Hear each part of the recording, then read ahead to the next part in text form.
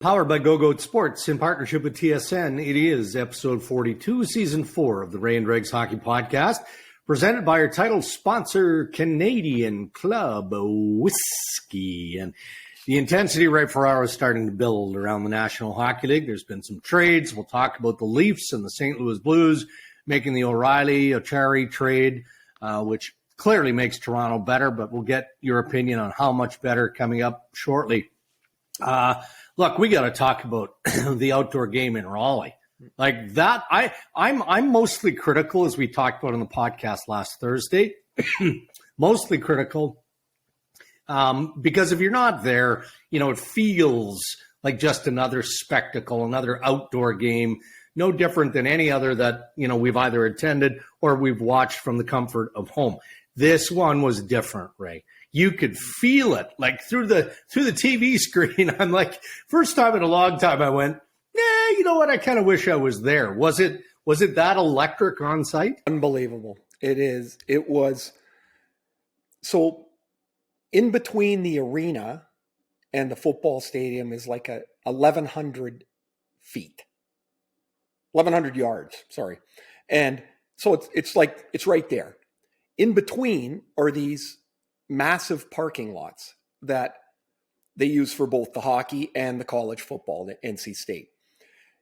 So the people that go to the NC State games, people were telling us they're usually there hours and hours before tailgating. They've got these elaborate setups. But traffic is a bit of a nightmare. So they were encouraging people to get there early, to tailgate, to ease the traffic so everybody has a better experience. Man, those lots were half full at 2:00. So we pulled in at 5 and there were kids playing road hockey in between the cars. Like it was, people had barbecue set up and tents set up with their booze in the back of the truck. The people were super engaged in the event, not the game, the event.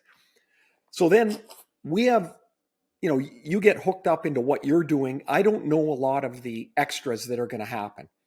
I thought the anthem, when they brought the flag out and brought it across the ice, and the place exploded when they did that. When the planes went over top, we didn't know that was happening. It was, I just thought from the very beginning, it was home run after home run. The stadium now, so I'm lucky though, Dregs. I mean, I'm standing on the ice between the benches. So like I'm seeing all this thing as it's starting to fill up, and there's a noise echo that you feel as the players started to come out. You'd hear a cheer, and then the cheer would kind of overlap over top of it because you're in such a big place. But the stadium's older. It was built in the 60s, so it's small. So the 59,000 people were all like kind of right there. It was amazing and it's like, okay, here's the other thing. It's a college town. Yeah, which is huge. The main street was a rolling party for the 2.5 days we were there. It just seemed to be rolling from one pub bar to the next restaurant, pub bar. And it was awesome. The Carolina Hurricanes put this event on. So Don Waddell, the general manager and president, told me they've been working on this for 4 years.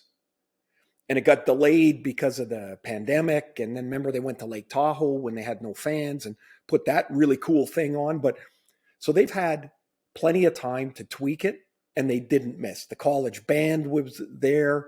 The Marty Smith, the ESPN college football guy, was zipping around there. He was so entertaining. I thought he was hilarious. And when you talk to him, that's how he is. That's not like his TV persona. That's how he is. And so I thought it was great. I mean, it would have been nice if the game was 3-3 late, but man, Carolina is really good. They are really good. You mentioned Donnie Waddell. I mean, be it Timo Meier or whomever. I mean, he's in on those trade conversations, right? They're taking nothing for granted in Carolina. As good as they are, he knows that there's an opportunity to get a little bit better here, and he's going to do it. There's one thing I'm going to say about Carolina that I think's really cool is they do things a little differently there. They've never really gone after a rental guy. It's always somebody with 1 year left on his contract. And Waddell said, it's somewhere in the press, we're talking about names you don't hear very much. And I was like, oh. So he's talking about somebody with contract term. Like it's always a little, they have a little different philosophy, but for the last half dozen years, they've been lights out on it. You don't always, here's the problem. You don't always win. You put together a great team or a good team and you don't always win. The last thing I'll say about the Canes. So I got to be around Rod Brind'Amour for a day, and then you see his speech on TV. Would you not run through the wall for that guy? Every single time. Oh my gosh. Yeah.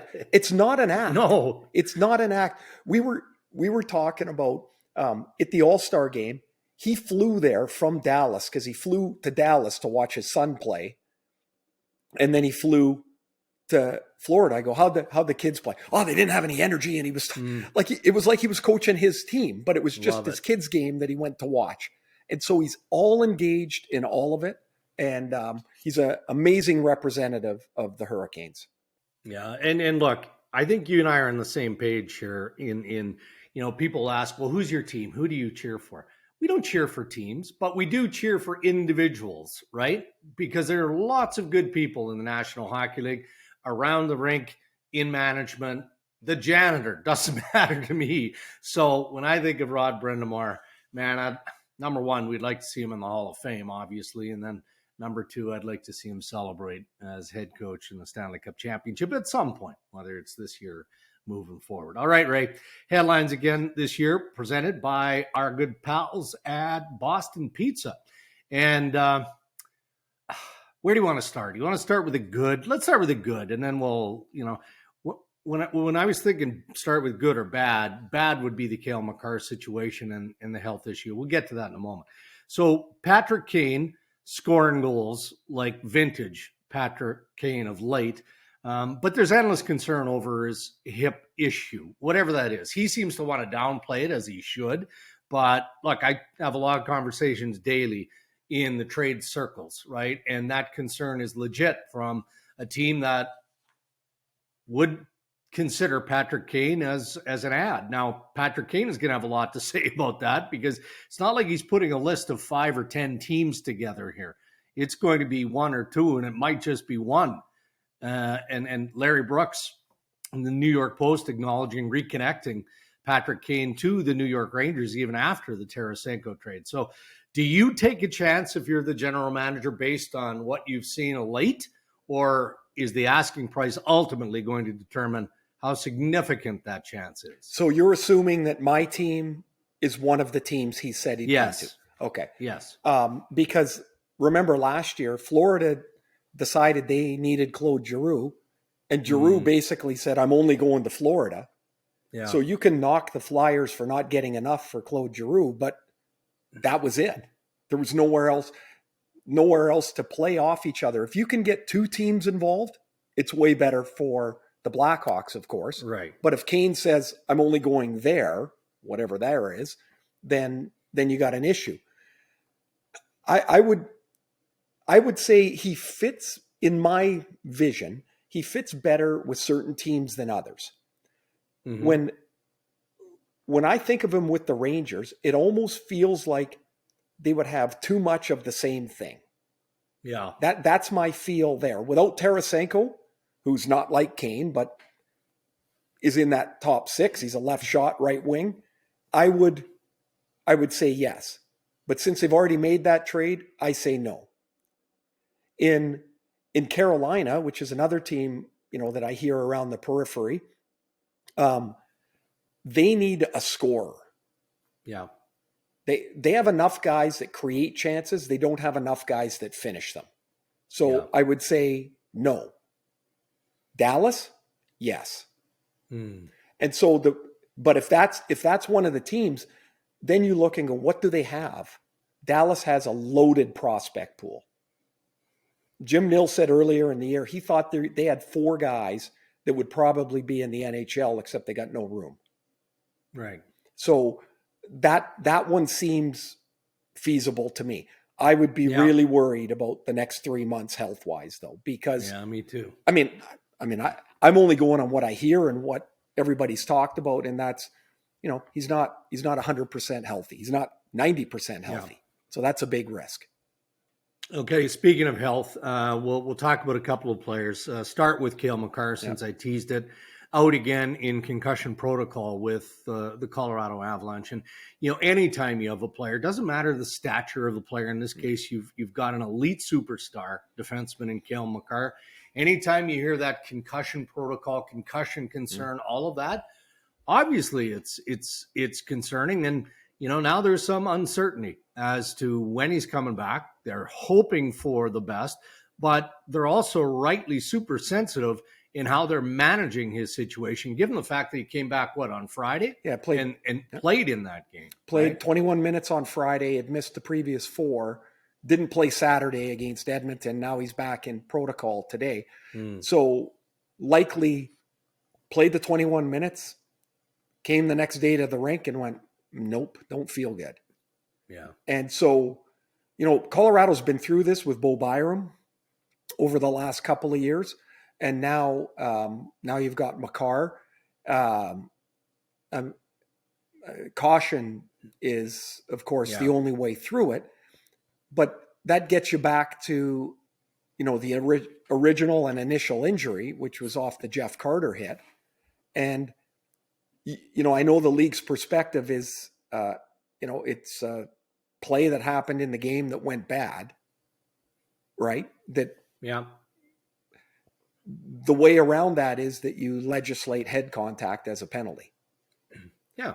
And they seem really, they are very hesitant to go that way. Yeah.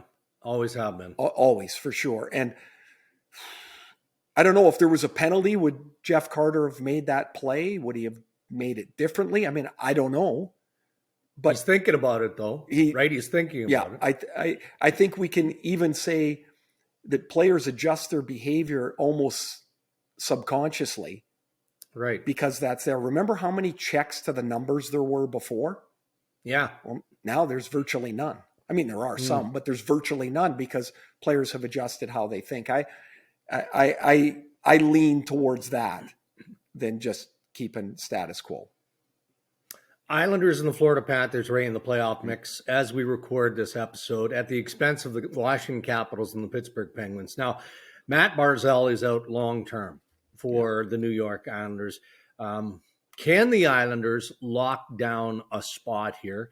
Do you think Lou has the wherewithal, the hunger to add more pieces? Or what do you do? Just live with what you've got, hope for the best, that Barzal comes back sooner rather than later, and just continue to push? Well, here's the real problem where they sit. I just pulled up the standings, Dregs. So they've got a 1-point lead on Florida, 2 points on Pittsburgh, 3 points on Washington, 5 points on Buffalo, 5 points on Detroit. That sounds like a lot. Islanders have played 60 games. Buffalo's played 54. Yeah. Detroit's played 55. Pittsburgh's played 56. They're not comfortable at all. No. As far as adding a player, remember people listening that, yes, they could put Barzal on LTI. That means 10 games. Right? And then he's going to come back, and whoever you acquire, you've got to have the cap room. They don't have the cap room. I think it's more likely they stay or subtract before the deadline than add. Just out of the way that their roster is constructed at this time. Yeah. Another one of those teams in that mix, and I do want your thoughts on the Washington Capitals, is the Detroit Red Wings, right? Like Detroit, for a chunk of this season, I believe they felt like they were going to be a hybrid seller. And that's not selling away young assets, obviously not. But it is looking at your pending unrestricted free agents like a Tyler Bertuzzi and saying, all right, well, we've had conversations with the agent. We don't love the way those conversations have gone. So we're doing our due diligence. Let's find out what the market is going to show and what's coming back for a Ty Bertuzzi. Now, all of a sudden, again, as we record, they're 4 points out. They've got games in hand.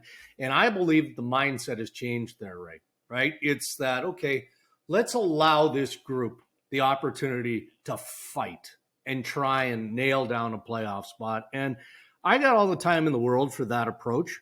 I don't know, you remember Dave Notice is often on the podcast. Back in the day when he was the general manager of the Toronto Maple Leafs, I think he coined the term own rental. Mm-hmm. And I'm trying to think who it was related to. Tyler, I think it was Bozak. Bozak was coming up on a contract. They didn't know whether were they going to extend them. He said, you know what? I think we're going to use him as our own rental. Mm-hmm. A player that can help you go as deep as you hope you're going to go. You deal with it in the off season. I get the sense that that's what Detroit is going to do with Bertuzzi and some of their other pieces.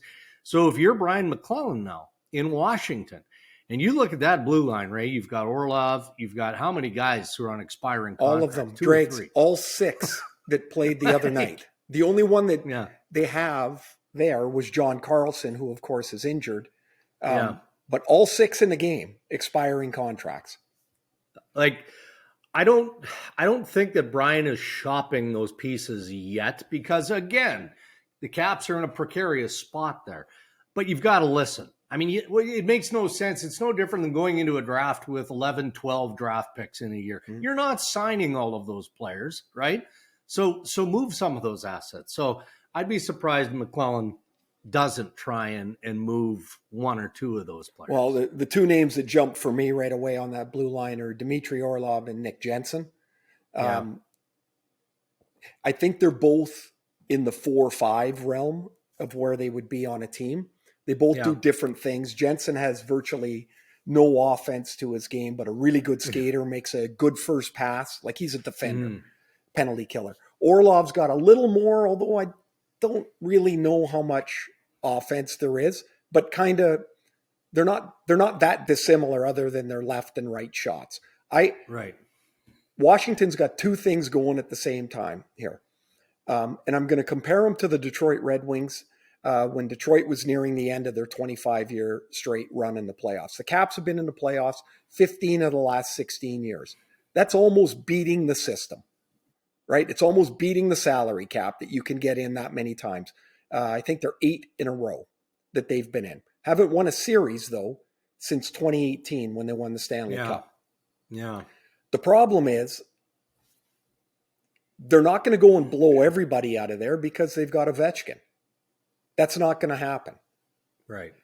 Also, what would the market be for some of the players you would think are long in the tooth? Is it really worth it?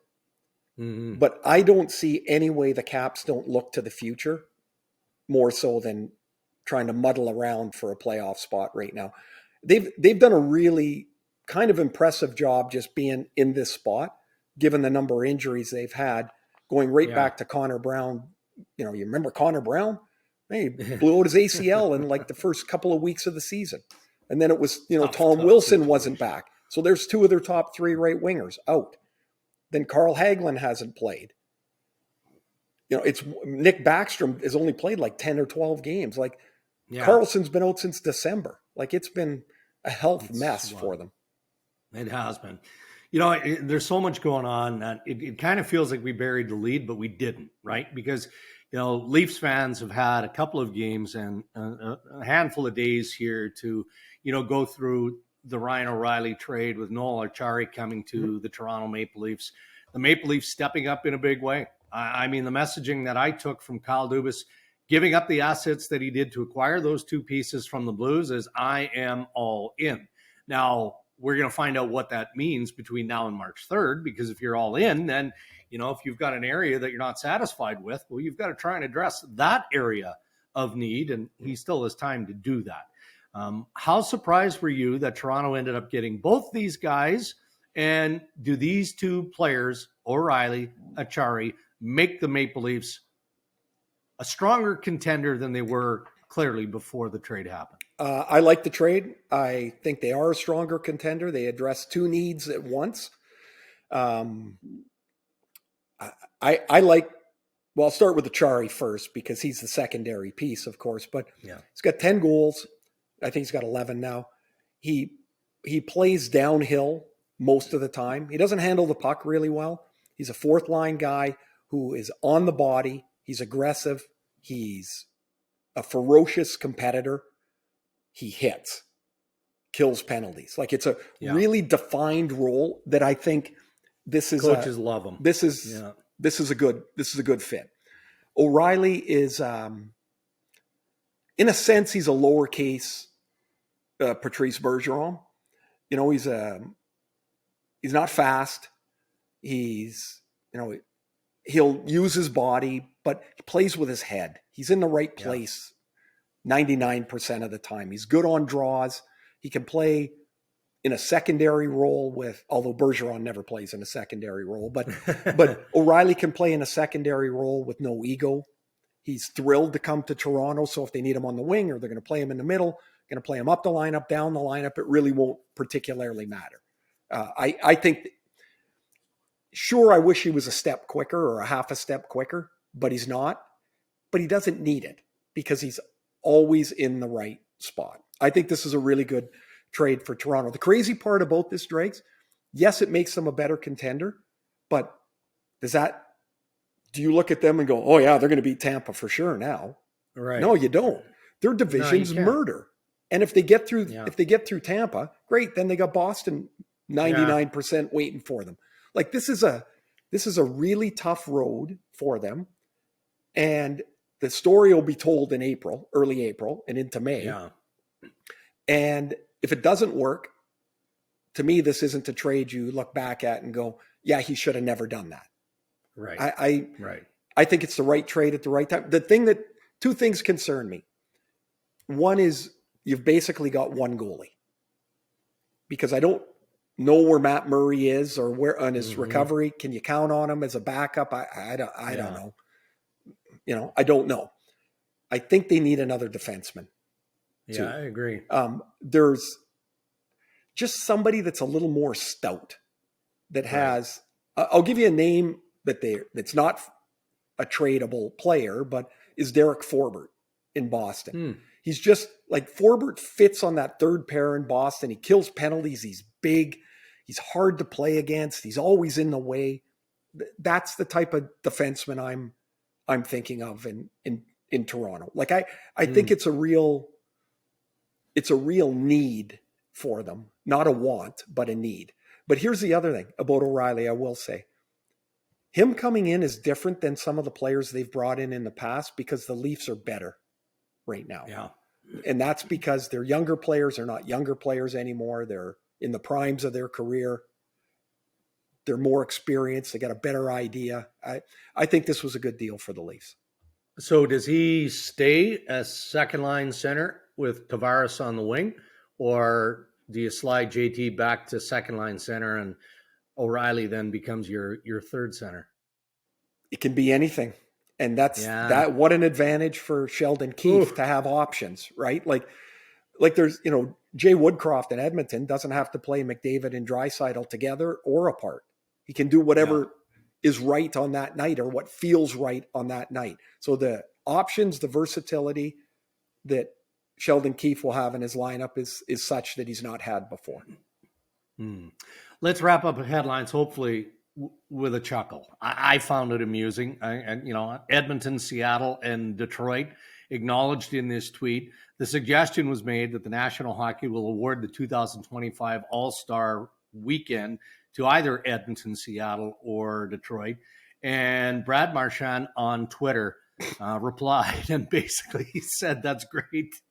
All the players are going to this be an easy boycott in 2025. And then somebody else engaged. And then he quote tweeted this morning, Tuesday morning, saying, I mean, it's true. Yes. I mean, the NHLPA won't like his boldness or his trolling. The NHL most definitely won't like it. Edmonton, Seattle, Detroit might be offended by it, but man, I hope Brad Marchand never changes. And I don't think there's a chance he's changing anytime soon. I hope he has an amazing start to the 24-25 season and gets selected to the game. Remember, what was it, 2 weeks ago we had Ryan Getzlaf on? Yeah, a couple of weeks ago. Yeah, and he was talking about the All-Star game that was because it was just after the All-Star game. And he said, yeah, well, I went 1 year in Columbus. It was freezing. Like, that's him, not me. I went to Philadelphia. I was thrilled to go there. I would have gone to the moon to go to some guys are probably going to go, oh, geez, that's a little cold. But it is funny, man. He does not shy away from it. I find it entertaining. Those are your headlines. Thanks again to Boston Pizza. Hey, thanks for tuning into our YouTube channel. And while you're here, why don't you do us a solid? Hit like and subscribe. Yeah, you'll get access to all the latest uploads. You can stay updated on the latest news and interviews from the Ray and Dregs Hockey Podcast. It only takes a couple of seconds. And from what I'm told, it helps with our algorithm thingamajig. Anyway, we appreciate the support.